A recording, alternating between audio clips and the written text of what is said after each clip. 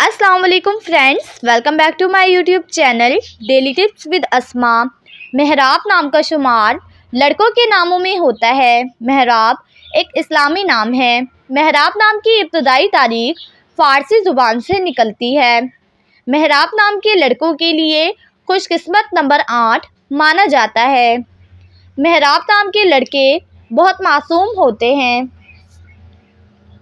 मेहराब नाम के लड़कों के लिए खुशकिस्मत दिनों में मंगल और जुमेरात का दिन शामिल है।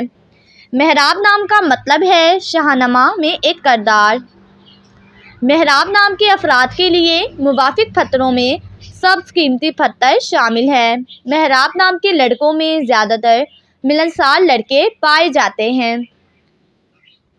मेहराब नाम के अफराद के लिए मुवाफिक रंगों में सुनहरी, नारंगी और सुर्ख रंग शामिल है। खुशकिस्मती वाली धातों में हिंसों के हिसाब से तांबा शामिल है। फ्रेंड्स, अगर आप अपने नाम का मतलब जानना चाहते हैं तो कमेंट बॉक्स में अपना नाम लिखें। इंशाल्लाह हम आपके नाम की वीडियो ज़रूर बनाएंगे। Thanks for watching. अल्लाह हाफिज़।